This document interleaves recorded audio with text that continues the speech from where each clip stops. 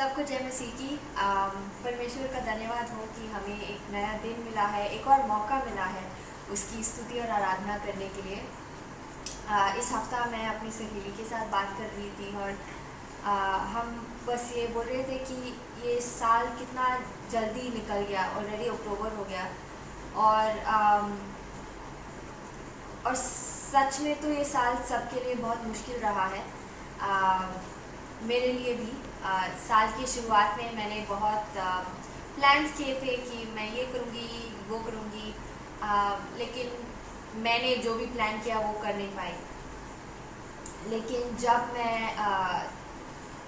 देखती हूँ इस साल को कैसा चला, तो मैं पूरी कॉन्फिडेंस के साथ कह सकती हूँ कि मैं कभी अकेली नहीं थी, मैं कभी बेसहारा नहीं थी, मैं ऐसे किसी भी समस्या में नहीं थी जहाँ से मैं निकल नहीं सकी।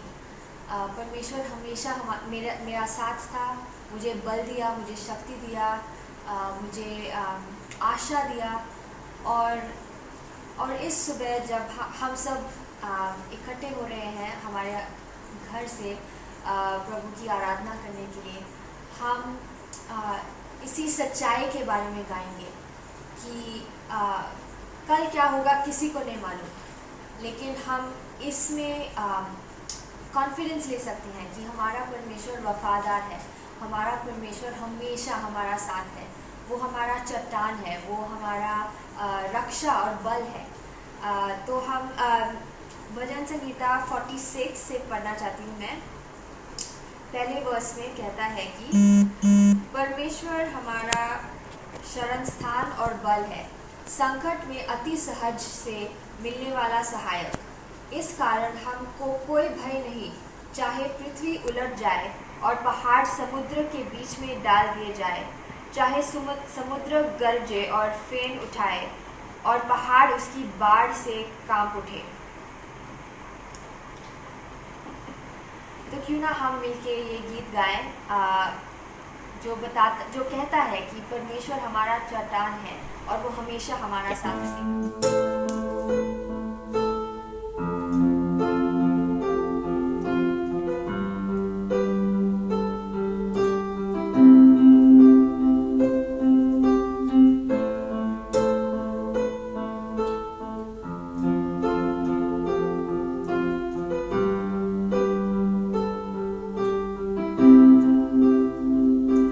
भंवर के बीच में तू कहता है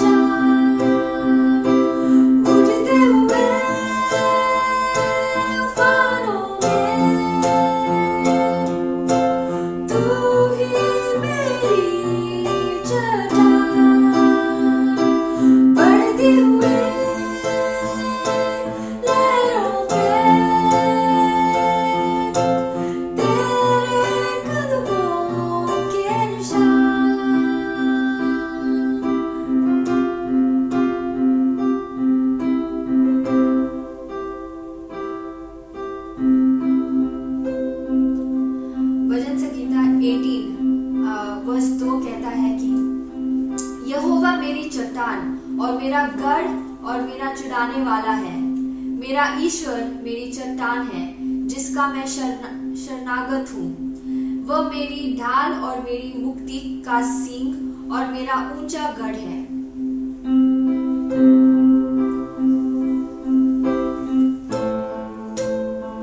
ये परमेश्वर हमारा प्रभु है। और अगर परमेश्वर हमारे लिए है तो सच में कौन हमारा विरोध हो सकता है।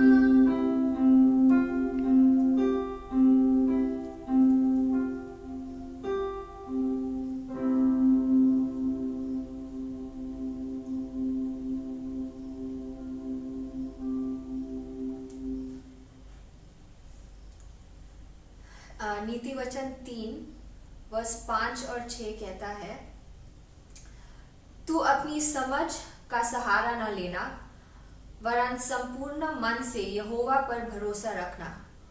उसी को स्मरण करके सब काम करना, तब वह तेरे लिए सीधा मार्ग निकालेगा। ये अगला गीत हम गाएंगे, सब मैं देता हूँ।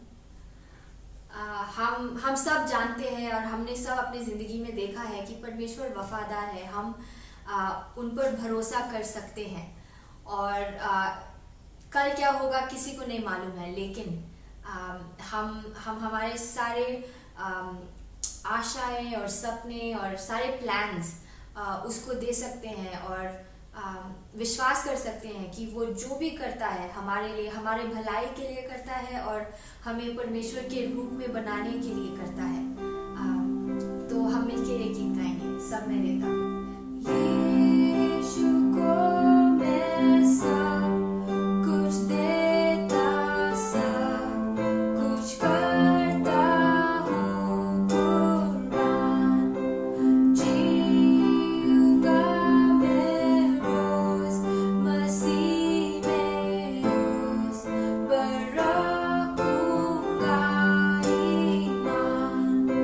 सब मैं देता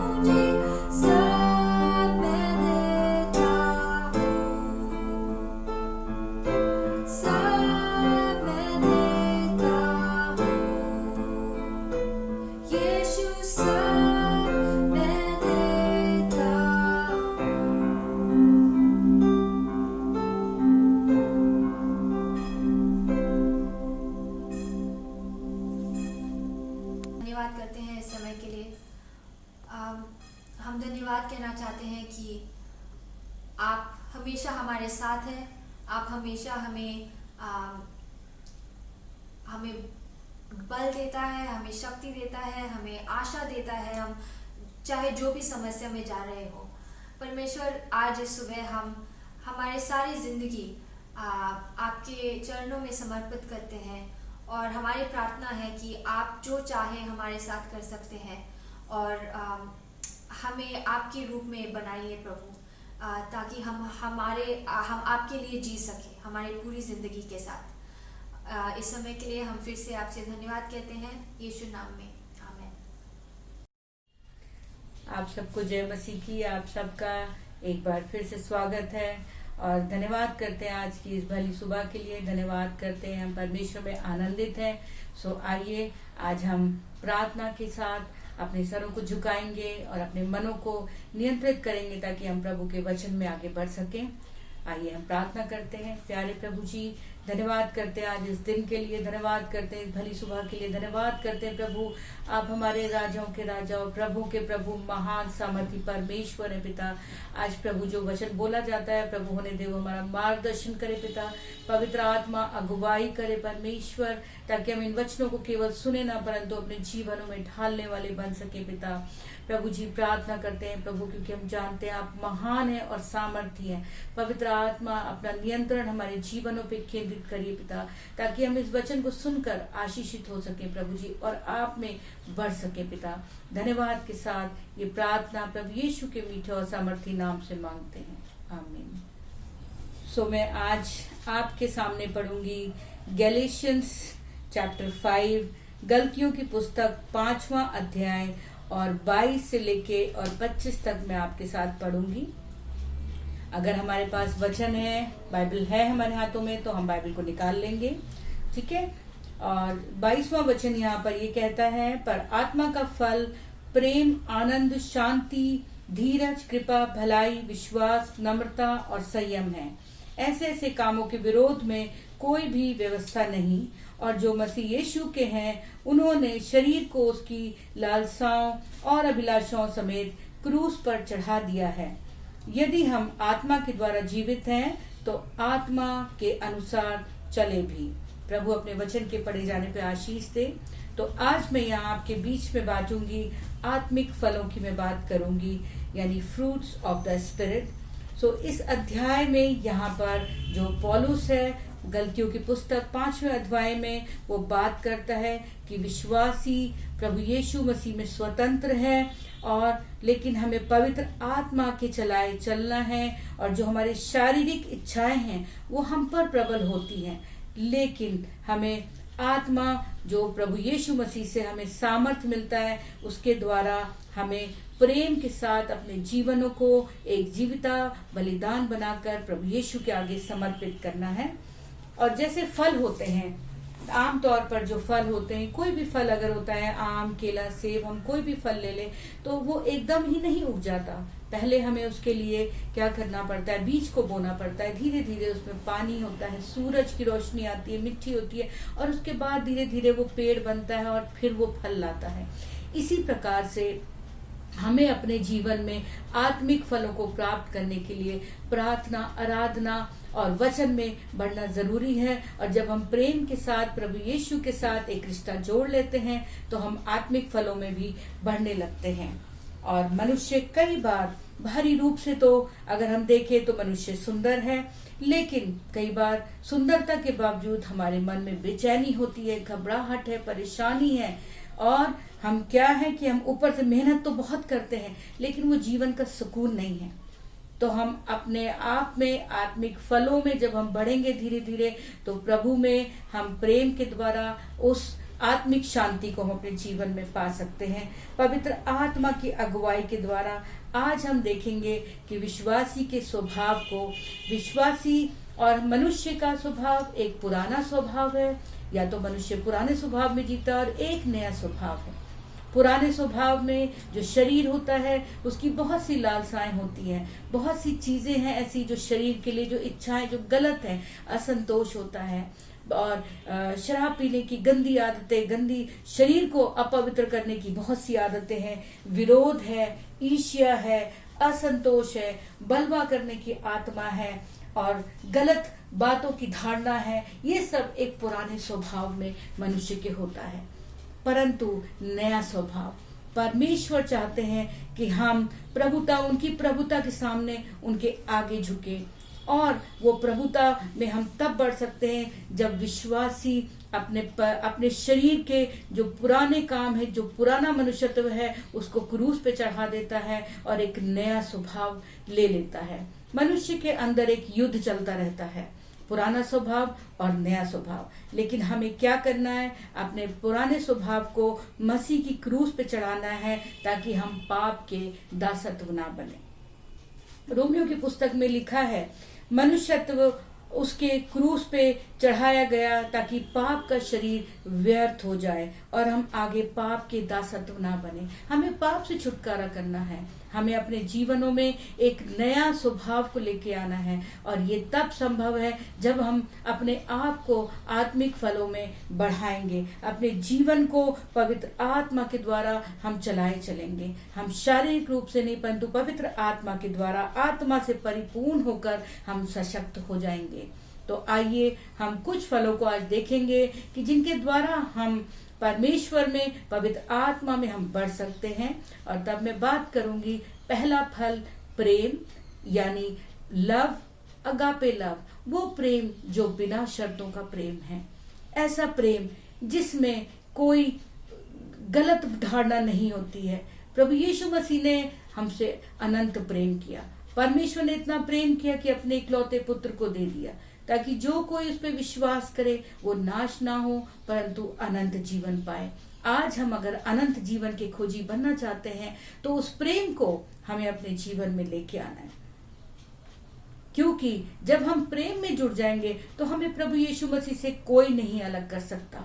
ना मृत्यु, ना जीवन, ना ऊंचाई, ना गहराई, ना भविष्य, ना वर्तमान, कोई भी चीज हमें प्रेम से अलग नहीं कर सकती। जब हम प्रभु यीशु मसीह के साथ उसके प्रेम में जुड़ जाते हैं, हमें अपने जीवनों को प्रेम से भर देना है। और प्रेम में कोई शर्त नहीं होती, प्रेम डाह नहीं करता, प्रेम बुराई नहीं करता। तो हमें एक दूसरे के साथ सहनशीलता के साथ एक दूसरे को सहना है, इस आत्मिक फल को अपने जीवन में बढ़ाना है ताकि वो प्रेम हम प्रभु यीशु से कर सकें, अपने रिश्तों में कर सकें, अपने परिवारों में कर सकें, अपने मित्रों के साथ रख सकें, वो प्रेम अपनी कलीसिया के साथ रख सकें। और तब जब जैसे जैसे हम प्रेम में बढ़ते जाते हैं, मुख्य जो हमारा आत्मिक फल है वो प्रेम है। जब हम प्रेम में बढ़ते हैं तो आगे हम अन्य फलों में भी बढ़ने लगते हैं और प्रभु यीशु मसीह के साथ एक हमारा रिश्ता कायम हो जाता है। और तब दूसरा फल मेल। हमारा परमेश्वर, केवल एकमात्र परमेश्वर जो है वो मेल का स्रोत है। मेल शुरू होता है उद्धार की प्रक्रिया से। जब हम प्रभु यीशु मसीह के साथ एक रिश्ता बना लेते हैं तो प्रभु यीशु मसीह में जब हम विश्वास करने लगते हैं और विश्वास से धर्मी ठहरते हैं तो प्रभु यीशु मसीह के द्वारा हम परमेश्वर के साथ वो मेल का रिश्ता बना लेते हैं। अवश्य है मनुष्य को कि जैसे प्रभु यीशु मसीह ने सिखाया कि वो जगत में आया और जगत में जब वो आया तो उसके ऊपर बहुत सी ताड़ना हुई, बहुत सी तकलीफें आई, बहुत सताव आया, लेकिन प्रभु यीशु मसीह ने हमेशा अपने चेलों को प्रतिज्ञा दी मेल की, मेल के संग रहें। प्रभु यीशु मसीह ने कीमत चुकाई है इसकी, अपने जीवन को देख के मेल की कीमत चुकाई है ताकि हमारा परमेश्वर से एक रिश्ता जुड़ सके। और तब हम बात करते हैं अगले फल की, खुशी और आनंद। और ये एक भावना है। खुशी क्या है, आनंद क्या है? एक भावना है जो परमेश्वर से उत्पन्न होती है। ये विश्वासी का दृष्टिकोण है और उसके रवैये को प्रकट करता है। खुशी क्या है? खुशी यानी अगर हमारे घर में कोई शादी है, हम नया घर ले लेते हैं तो मन में ये संसारिक खुशी है। कोई फंक्शन हमारे घर में है, कुछ हमने सामान खरीद लिया तो बहुत खुश हो गए। और मैं ऐसी एक बहन को जानती हूँ कि जब वो बहुत खुश होती थी तो वो कहती थी जब मैं बहुत खुश होती हूँ, मेरा मन बड़ा खुश होता है तो मेरा दिल करता है मैं खूब शॉपिंग करूँ, और वो खूब सी शॉपिंग करती थी। ये बाहरी खुशी है। लेकिन प्रभु यीशु मसीह क्या चाहते हैं? हमारे अंदर आत्मिक खुशी, आत्मिक आनंद से हम भर जाएं। जब हम प्रभु यीशु मसीह से जुड़ जाते हैं तो वो आत्मिक आनंद में हम जुड़ जाते हैं। बाहरी घटनाओं, जो हमारी बाहर की घटनाओं हैं, उस पे ये प्रेम और खुशी, ये आनंद नहीं निर्भर करता, लेकिन जो हमारा आनंद है, जब हम गहराई से पवित्र आत्मा के द्वारा जब प्रभु यीशु मसीह से हम जुड़ जाते हैं तो हम उस आनंद को प्राप्त करते हैं। और ये आनंद वक्त के साथ नहीं बदलता कि आज हमारे साथ हमने बहुत सामान खरीद लिया, आज हमें नया घर मिल गया, नई गाड़ी मिल गई तो हम बहुत खुश हैं, लेकिन जब हमारे पास कुछ नहीं है तो हम दुखी हैं। वक्त के साथ इस आनंद को नहीं बदल सकते। जब हम प्रभु यीशु मसीह के साथ उस आनंद में जुड़ जाते हैं, ये परिस्थितियों के साथ नहीं बदलता। इब्रानियों की पुस्तक में लिखा है कि उस आनंद के लिए जो उसके आगे धरा था, लज्जा की चिंता ना करके उस दुख को सहा और सिंहासन पर परमेश्वर के दाहिने हाथ बैठ गया। जब हम परमेश्वर की उपस्थिति में रहते हैं तो उसके आनंद को हम महसूस करते हैं। याद रखिए, जब हमारे ऊपर कोई परेशानी आती है, कोई दुख आता है, तकलीफ आता है, लेकिन हम सदा परमेश्वर को हम याद करते हैं कि सचमुच में प्रभु तू हमारा साथ देगा, प्रभु तू हमारे साथ खड़ा है, तो हम उस आनंद को लगातार अपने जीवन में महसूस करते हैं। यूहन्ना में कहता है, मैंने ये बातें तुमसे इसलिए कही कि मेरा आनंद तुम में बना रहे और तुम्हारा आनंद पूरा हो। प्रभु यीशु मसीह को जब क्रूस पे चढ़ाया गया था, उस समय उन्होंने ये बात बोली कि मेरा आनंद तुम में बना रहे और तुम्हारा आनंद पूरा हो। परमेश्वर का राज्य धर्म, मेल मिलाप और आनंद है, और परमेश्वर की उपस्थिति में ही आनंद की भरी पूरी है। लगातार हमें अपने जीवनों में उस आनंद को प्राप्त करना है। हमारी मुश्किलों में यहोवा हमारा सामर्थ और वो हमारा आनंद है। और तब हम बात करेंगे अगले आत्मिक फल की, यानी उस फल की जो हमारे जीवनों में शांति को लेके आता है। शांति, पीस।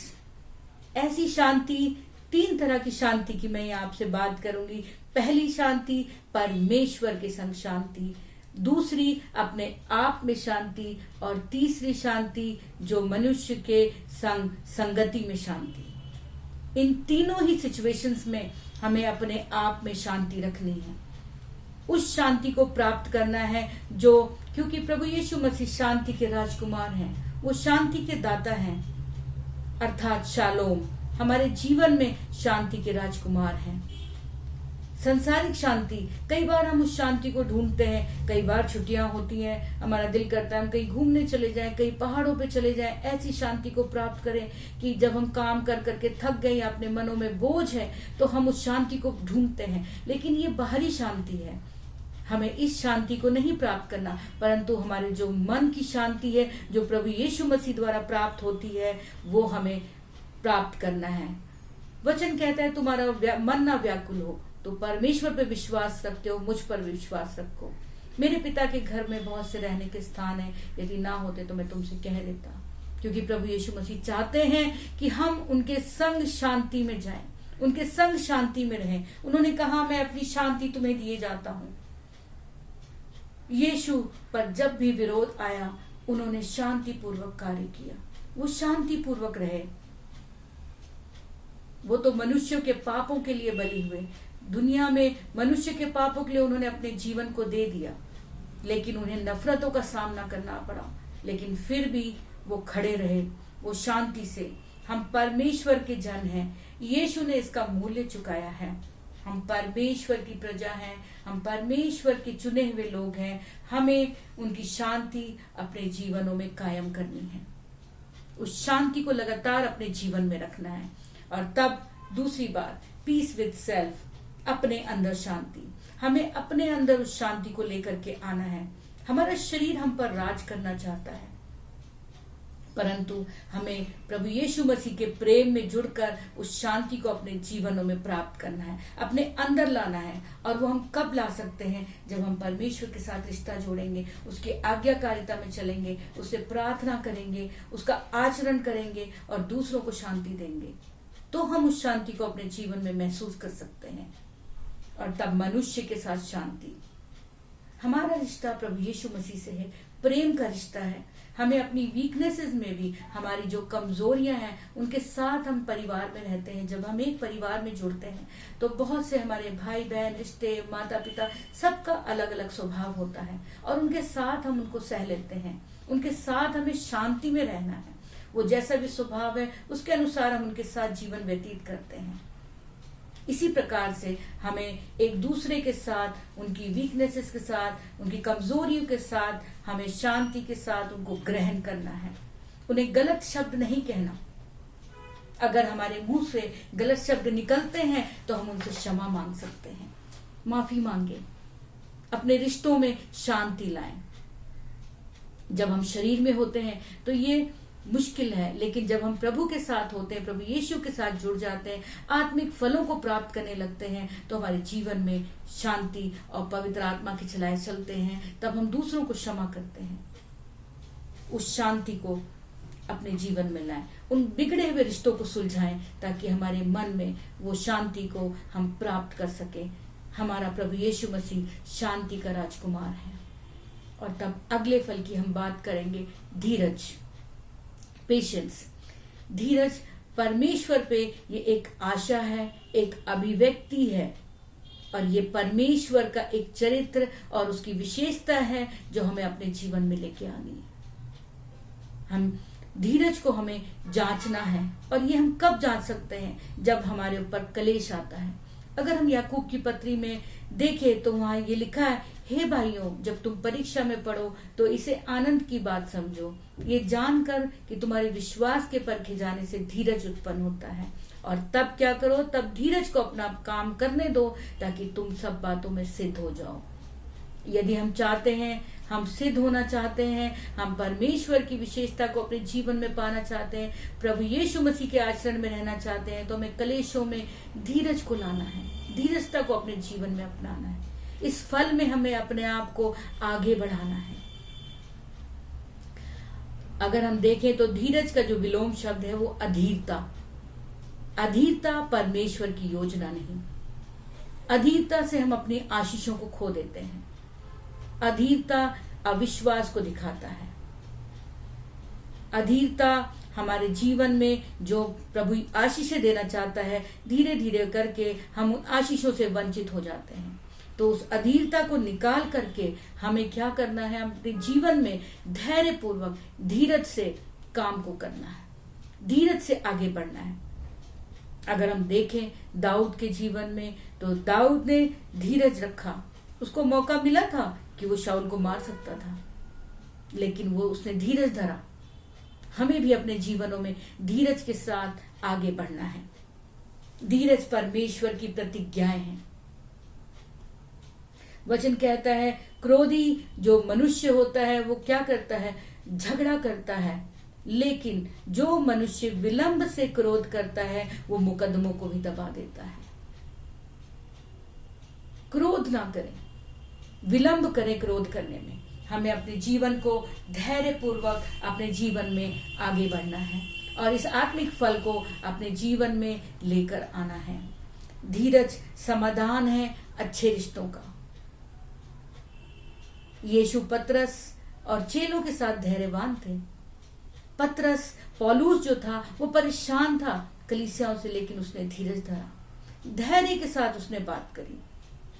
हमें भी धीरजता के साथ दूसरों के संग बर्ताव करना है, दूसरों के साथ व्यवहार करना है। धीरज रखें, यहोवा के सामने धैर्य रखें, चुप रहें, धीरज से उसका आसरा करें। धीरज। और तब हम अगले फल को देखेंगे, दया। दया यानी भलाई, प्रीति करना, दया करना, अच्छाई करना, गुडनेस, मीकनेस। तो इस फल को हम देखेंगे कि भलाई या अच्छाई जो है वो पवित्र आत्मा के काम है, जिसमें हमें आगे बढ़ना है। तीतुस की पुस्तक में लिखा है, एक दूसरे के साथ भलाई करो, एक दूसरे को क्षमा करो। प्रभु ने हमें जगत की ज्योति कहा है। हम जगत की ज्योति हैं। हम ज्योति कैसे बन सकते हैं? जब हम प्रभु यीशु मसीह में आगे बढ़ेंगे, जब हम दया करेंगे, और खास तौर से अगर हम आज का समय देखें तो बहुत ही बुरा टाइम है, महामारी का समय है। ये पीछे बीते गए 7 महीनों में बहुत सा दुख आया, तकलीफ आई।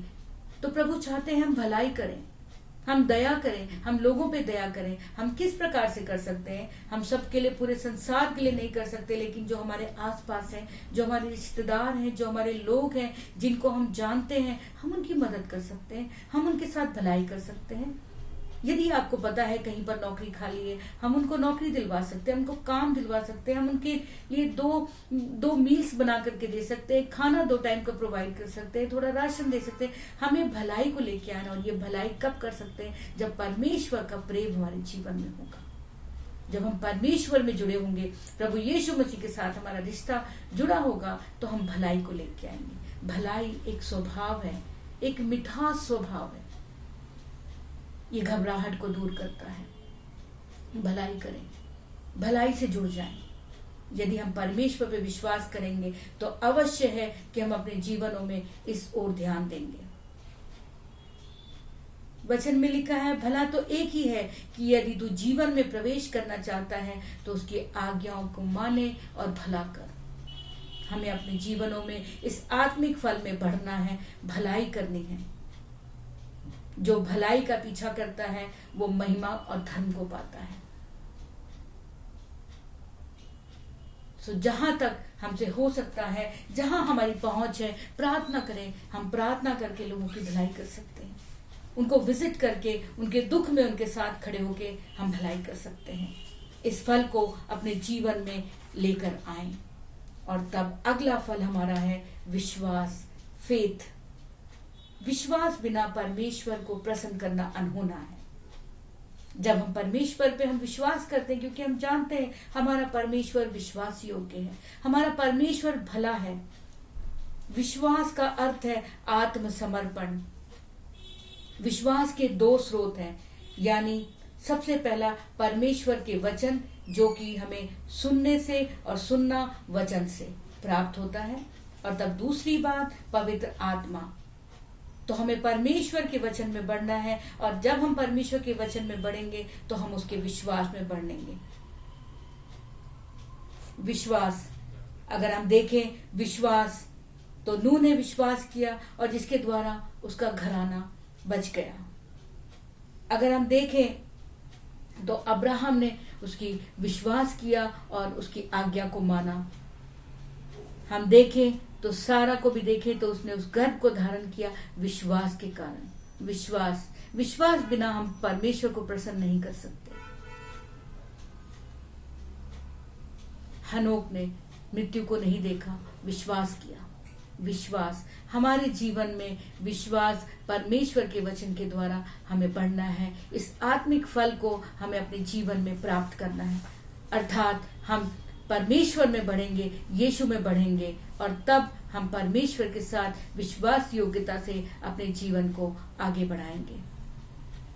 और प्रकाशित वाक्य अगर हम देखें तो प्रकाशित वाक्य 2:10 वचन में देखें तो वहां पर क्या लिखा है? लिखा है, प्राण देने तक तू विश्वास योग्य रहे और तब तू जीवन का मुकुट प्राप्त करेगा।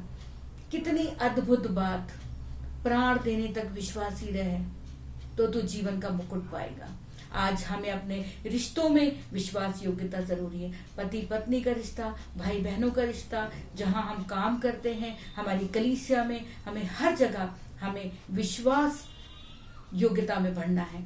विश्वास योग्यता वो सच्चाई है जो परमेश्वर पर संपूर्ण विश्वास को दिखाती है। हमें आंतरिक रूप से, अपने मानसिक रूप से हमें विश्वास में आगे बढ़ना है। और तब हम अगला पॉइंट देखेंगे, नम्रता और आत्मसमर्पण, आत्मसंयम। हमें नम्रता के साथ और आत्मसंयम होकर इस फल में आगे बढ़ना है। तेरा स्वभाव, वचन कहता है, तेरा स्वभाव कोमल हो और सब मनुष्य के साथ नम्रता से व्यवहार कर। नम्रता अपने जीवन में, अपने मन में, अपने व्यवहार में हमें नम्रता को लेकर आना है। उस स्वभाव को, शांति प्रिय स्वभाव को, यही प्रभु यीशु की इच्छा है।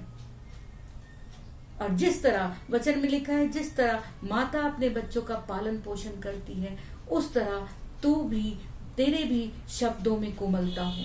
हमारे शब्दों में कोमलता आवश्यक है। इस फल को हम प्राप्त कर सकते हैं जब हम प्रभु यीशु मसीह के साथ धीरजता से अपने जीवन में प्रेम के साथ आगे बढ़ेंगे, विश्वास योग्यता से, तो हम इन फलों को प्राप्त कर सकते हैं।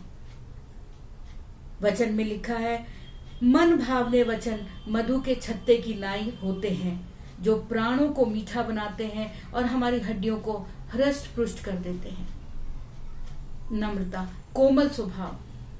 आप अगर जिंदगी में, जीवन में भी देखें, रोजमर्रा के जीवन में अगर हम देखें, अगर एक सब्जी वाला है और अगर हम उससे सब्जी ले रहे हैं और अगर वो कह रहा है कि बहन जी सब्जी लेनी है तो लो, नहीं लेनी है तो छांटो मत, मेरा टाइम मत वेस्ट करो, अगर वो गुस्से से बोलेगा और अगर हम कह दें महंगी है और वो हमसे गुस्से से जवाब देगा, तो क्या होगा? हम उससे सब्जी लेना भी नहीं पसंद करेंगे। लेकिन अगर कोई हमसे प्रेम से, नम्रता से बोलता है कि आजकल बहुत महंगाई है और मैडम सामान महंगा हो गया है, तो हम शायद उसको थोड़ा पैसा एक्स्ट्रा दे दें। तो नम्रता, वो स्वभाव में नम्रता, हमें अपने स्वभाव में नम्रता लेने आनी। यदि मनुष्य अपराध में भी पकड़ा जाए तो वो आत्मिक नम्रता से वो उस बात को संभाले। हमें अपने जीवनों में नम्रता का व्यवहार करना है। नम्रता और सहनशीलता को धारण कर लो और तब आत्मसंयम अपने जीवन में, हमें अपने शरीरों पे, अपने मनों पे, अपने दिल पे आत्मसंयम रखना है। अपने आप को आत्मिक संयम में रखना है।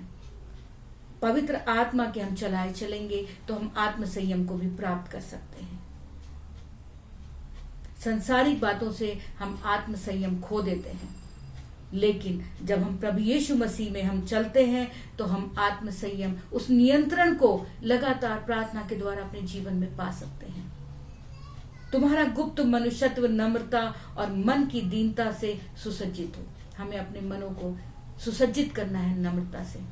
तो आज हमने देखा कि किस प्रकार से हम इन फलों के द्वारा प्रेम, मेल, आनंद, शांति, दया, कृपा, भलाई, विश्वास और आत्मसंयम के द्वारा हम इन आत्मिक फलों में बढ़ सकते हैं। इन आत्मिक फलों के गुण जो हमारे जीवनों के हर रिश्ते में सम्मिलित होने चाहिए, इनके द्वारा हम प्रभु यीशु के साथ एक मजबूत रिश्ता बना सकते हैं और तब पवित्र आत्मा हमें अनुमति देगा कि हम प्रभु यीशु मसीह के प्रेम में आगे बढ़ेंगे।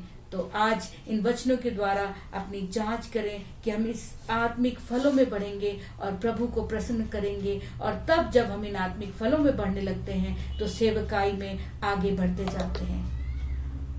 अपने जीवनों में हमें आगे बढ़ना है। मैं चाहती हूँ आज जो मैंने आत्मिक फलों के बारे में आपसे शेयर करा है, बताया है, सोचें कि कौन से फल ऐसे हैं जो मैं अपने जीवनों में ला सकती हूँ या ला सकता हूँ। प्रभु आप सबको बहुत आशीष दे।